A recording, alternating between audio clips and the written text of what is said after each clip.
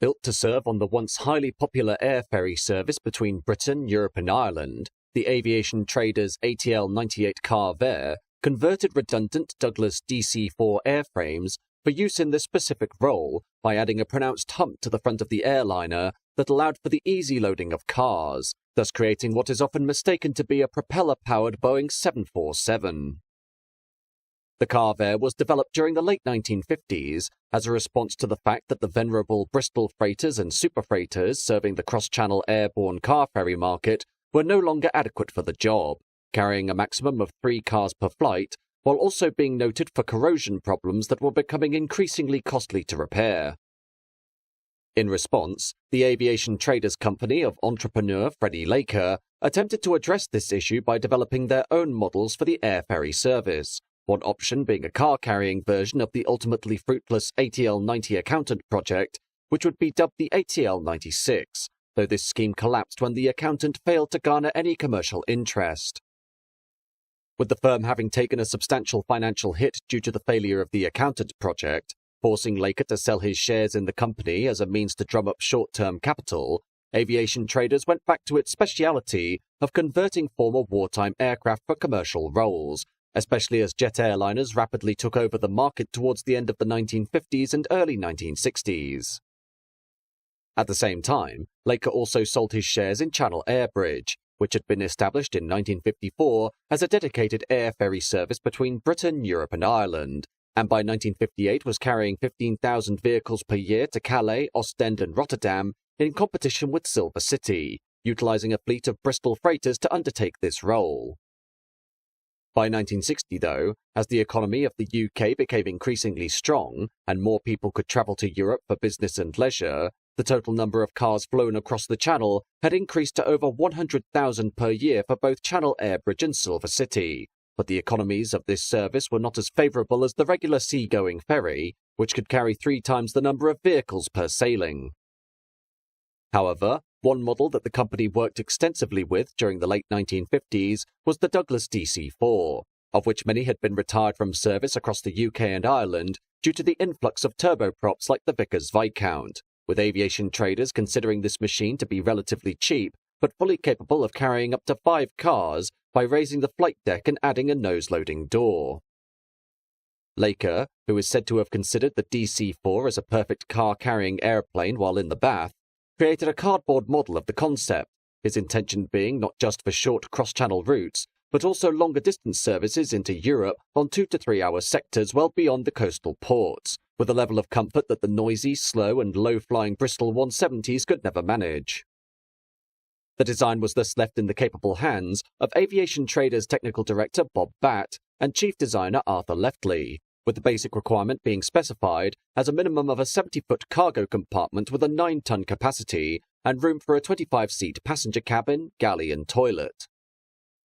While Laker had initially considered using military transport aircraft for this service, including the Blackburn Beverley, Handley Page Hermes and Hastings, and the Armstrong Whitworth Argosy, he was quick to return to DC-4 conversions due to the low cost and plentiful supply of surplus aircraft, of which many were available on the market for as little as £40,000. Running the numbers, Laker was able to calculate that following conversion and replacement of the original power plants with brand new units of the same type, the car-carrying DC-4 airliners could be put on sale for no more than £160,000, presenting exceptional savings for prospective customers. In terms of design, the flight deck would be repositioned 6 foot 10 inches above the original in a bulbous nose section, allowing clear access through a large front clamshell door to the whole fuselage length underneath, the modification adding almost 9 feet to the DC-4's length, while calculations showed that such an aircraft would have 15% higher operating costs, but 100% greater capacity, and suggested it could generate twice the revenue. Designated the ATL-98, Laker seized the publicity opportunity by launching a competition with Channel Airbridge passengers when it came to deciding a name for the new aircraft, the prize being a return flight for 2 with their car, the winning submission from a Southend local being Carvair, a contraction of car via air. In terms of undertaking such a conversion, Aviation Traders had already gained some experience in modifying airframes and adding new nose sections, when in 1957 it converted two Air Charter Bristol Freighter Mark 31s to long-nose Mark 32 Superfreighter configuration, and while Laker had transferred the controlling interest in Aviation Traders to Air Holdings during 1958, he was still very much involved with the new project. Chief designer Leftley flew to California in March 1959 to obtain permission from Douglas to sell the new design, receiving enthusiastic support in the process, with Douglas seeing the potential of the model as to adding a new lease of life for the later DC-6 and DC-7 series, which were, by then, nearing the end of their primary service. Having imposed a release from any liability as a result of the program, and authorizing only the one design, the Santa Monica Company agreed to supply all necessary drawings and data at a cost of $10,000, with Leftley returning in high spirits to Southend and immediately set to work drawing plans for the conversion. The data provided related to the post-war DC-4 airliner rather than the war surplus C-54s, which were likely to provide most of the airframes, as details for the latter were no longer readily to hand, thus meaning that Aviation Traders had to use the C-54 chosen as the first candidate for conversion, Air Charter's Golf Alpha November Yankee Bravo, for a series of test flights which established that the center of gravity would need to move forward by 4%. Golf Alpha November Yankee Bravo was then grounded at Southend, and disassembly began in October 1960, with its nose being removed, while a chipboard mock-up of the new nose section was added to the fuselage of ex-KLM DC-4 Papa Hotel Delta Bravo Zulu, which had been transported by road and sea to Southend, and a wooden jig for fabrication of the nose metalwork was built. An early complication was the routing of engine, aileron, flap and rudder control cables, which had to be run from the flight deck via a set of pulleys down the side wall to reconnect with the existing DC-4 system of cables under the fuselage floor. Each skin section of the complex nose shape was formed by hand on a wheeling horse, and it was anticipated that the process could be mechanized with the healthy sales volume projected, but as the prospective sales numbers never met the forecasts hoped, this would never materialize, and the first new nose section was added to the prototype in December 1960.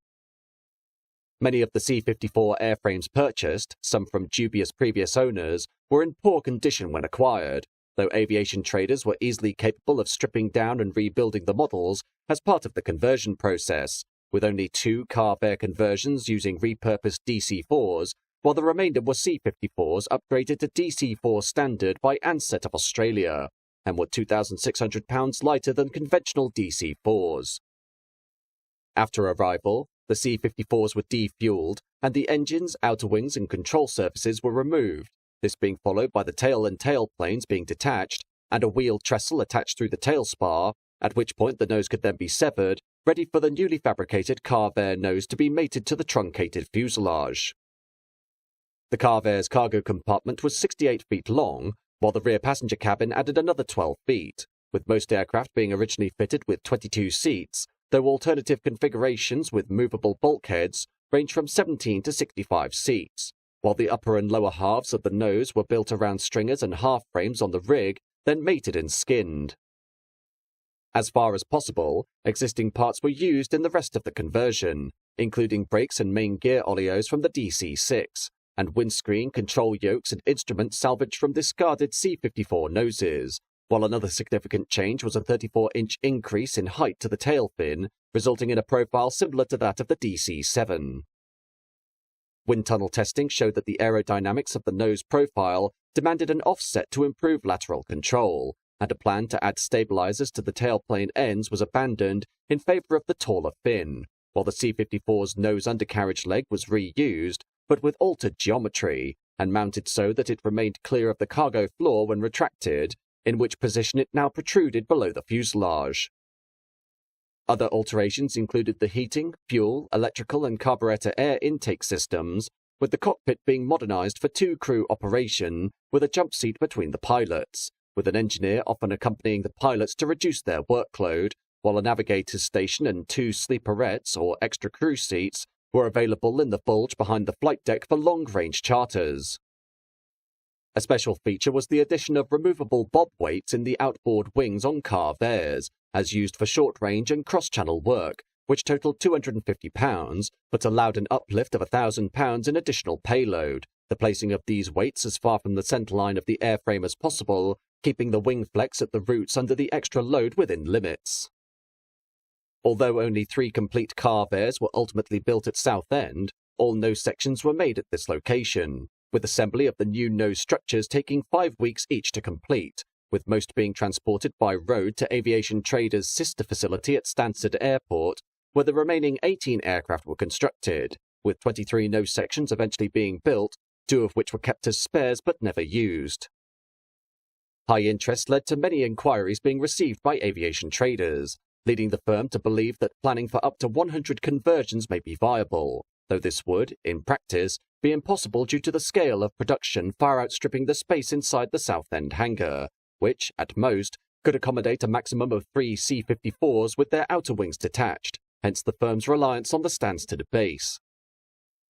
As many as 60 potential operators expressed interest in the conversion, ranging from casual inquiries to serious proposals that led to contract negotiations, with possible customers including Air Congo, Hawaii-based carriers Aloha and Hawaiian Airlines, Antenna of Ecuador, Austrian Airlines, Orter, Channel Airways, Forset in Peru, Fairways Rotterdam, the Hindu newspaper in India, Sweden's Linjeflyg, Middle East Airlines and Trans-Mediterranean Airways in Lebanon, Canada's Pacific Western, and Tunis Air.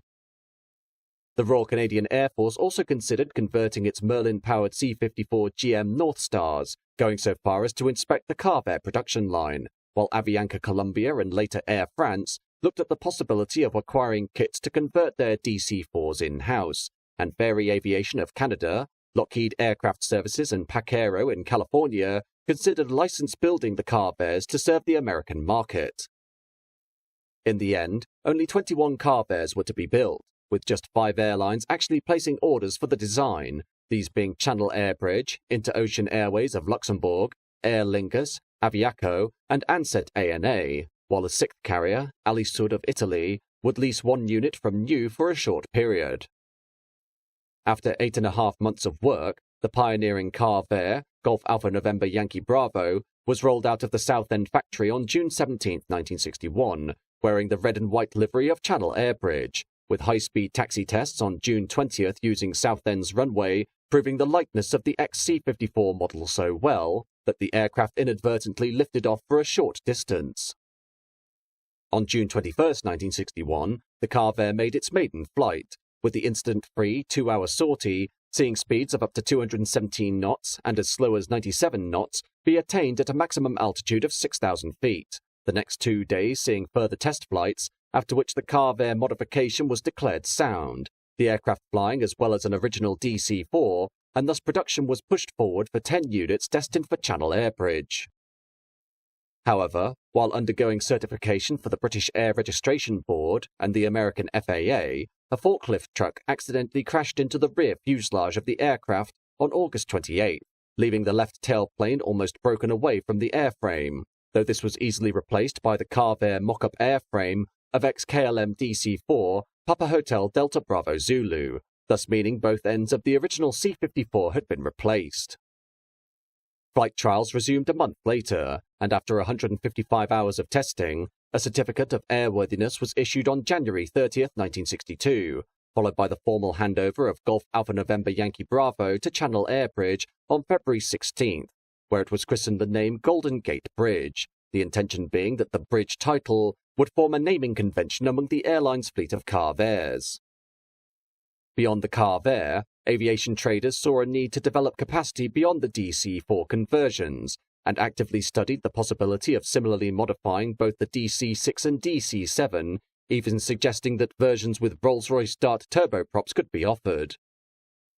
However, while the concept had the support of Douglas and proceeded as far as drawings and models, the expansion of the British and European motorway networks and the increased efficiency of cross-channel sea ferries throughout the 1960s meant the air ferry alternative was rendered increasingly uncompetitive.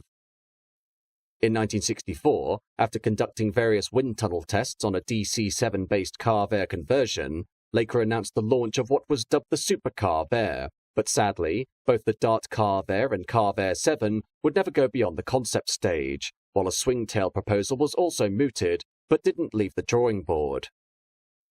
A model of the Carvair 7, which would have had Dart engines and the capacity for 5 cars and between 58 and 82 passengers in cabins behind the raised flight deck, was also displayed at the 1966 Farnborough Air Show, but after this, no other mention was made of potential Carvair projects. Nevertheless, in service, the Carvair's first revenue charter took place on February 17, 1962, when Channel Airbridge flew a consignment of cars to Malaga for a show, followed over the next few weeks by providing flights to Basel, Geneva and Strasbourg, with regular services to Rotterdam commencing on March 1st, the prototype Carvair being often used for sales and demonstration flights as subsequent aircraft joined the fleet. Over the first summer of operation, an 80% load factor was achieved on flights to Switzerland and Strasbourg, thus making these longer services more profitable than the cross-channel schedules that continued to be maintained primarily by Bristol freighters, although wing fatigue issues meant their days were numbered. Channel Airbridge took the next 2 Carvairs to be produced after they were rolled out at Stansted, merging with former Car Ferry rival Silver City Airways in January 1963 to form British United Air Ferries, this airline operating 14 Carvairs out of the 21 built, 9 of them from new and 5 second-hand, although one was only ever used as a spares donor.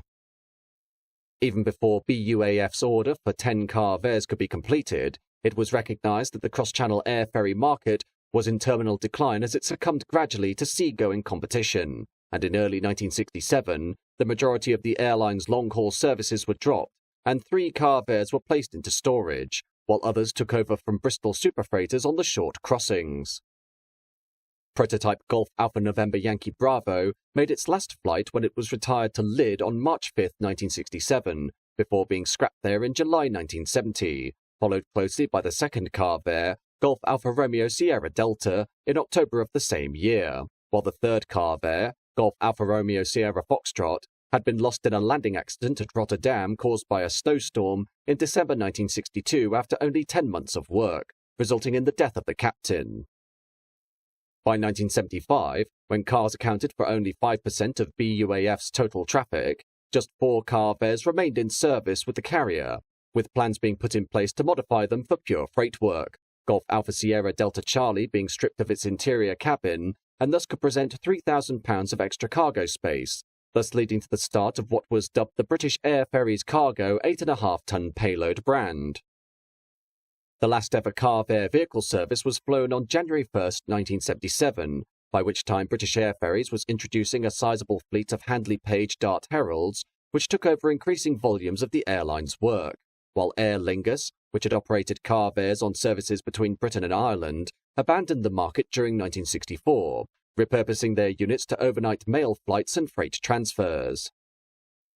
Elsewhere, Aviaco, a subsidiary of Iberia, used Carvairs to work services between Madrid, Barcelona, Valencia and Palma de Mallorca for 4 years, after which the 2 Carvair conversions were sold, while Ansett in Australia acquired 2 units during April 1965, both of which were converted from the heavier Douglas DC-4s, as required by the Australian aviation authorities. However, as the 1970s progressed, and as the 5 original carriers disposed of their fleets, the Carvairs began new and varied lives with numerous second-line users, with as many as 80 companies having been recorded as operators of the type throughout the decades, including Compagnie Air Transport, Transport Aérion Réunis, Dominicana, Eastern Provincial Airways, and Nationwide Air of New Zealand. Although originally designed to carry cars, the work for Carvairs in post-air ferry service included government and military contract work, disaster relief operations, and the recovery of damaged and downed aircraft, as well as the transport of Black Knight and Blue Streak rockets, nuclear material, oil drilling equipment, foodstuffs, boats, racehorses, military equipment and troops, yacht masts, diesel ship engines, clay models, treasury shipments, gold bars, new vehicles, racing cars, automotive parts, radio towers, sports teams, refugees, orchestras, rock groups, and all manner of other work.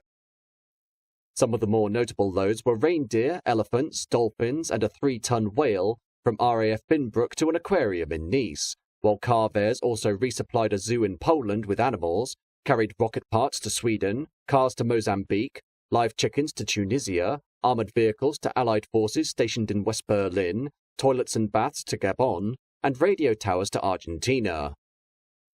The Carvair also saw a celebrity clientele prefer the use of these machines to carry their vehicles overseas, including the Duke of Edinburgh, King Hussein of Jordan, King Faisal of Saudi Arabia, and Prince Gustaf of Sweden, while in 1963, Golf Alpha Sierra Delta Charlie gained notoriety when it was used to carry Goldfinger's Rolls-Royce during the eponymous James Bond movie.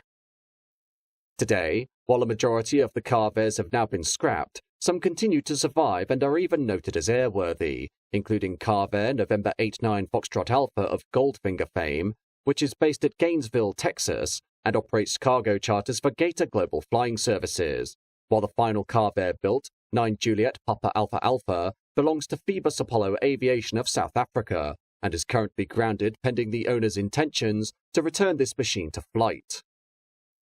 In the end, the Carvair, despite the rapid loss of its market during the late 1960s and early 1970s, proved to be an exceptionally flexible aircraft even without its primary role of car ferry operations. With its 3,000 pounds of cargo space and easily accessible front-loading door, meaning what was but a simple conversion of redundant aircraft could find all manner of uses throughout the decades, with some examples still finding work even today.